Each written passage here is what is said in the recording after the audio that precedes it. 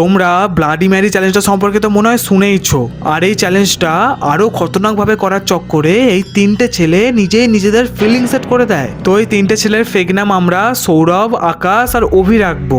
এরা কোথা থেকে একটা জানতে পারে এই ব্লাডি ম্যারি চ্যালেঞ্জটা সম্পর্কে, আর এই তিনজনেই টপ লেভেলের ব্যাক বেঞ্চার ছিল, আর তাদের এই চঞ্চল মনে তারা একটা আইডিয়া নিয়ে আসে। তারা প্ল্যান বানায় যে যখনই ব্লাডি ম্যারি তাদের সামনে আসবে তারা তাকে দড়ি দিয়ে বেঁধে রাখবে এবং পরে তাকে টর্চার করে তাদের সব উইশেস পূরণ করবে।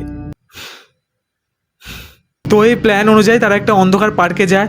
এবার যে যার মতো হাতে টর্চ, ক্যামেরা, মিরর নিয়ে সেট হয়ে যায়। এবারে যতই তারা একে অপরের কাছে সাহসিকতা দেখাক না কেন, ভিতরে ভিতরে সবার ভয়ে ফেটেই আছে। তারপর প্ল্যান অ্যাকর্ডিং যখন তিনজন মিলে আয়নার সামনে দাঁড়িয়ে Bloody Mary, Bloody Mary, Bloody Mary বলতে থাকে, আর ঠিক তখনই তারা পিছন দিক দিয়ে কারো চলার আওয়াজ পায়। আর আওয়াজ পেয়ে যখনই তারা পিছন দিকে তাকায় তারা দেখে একটা বড় কালো ছায়ার মতো জিনিস চিল্লাতে চিল্লাতে তাদের দিকে এগিয়ে আসছে।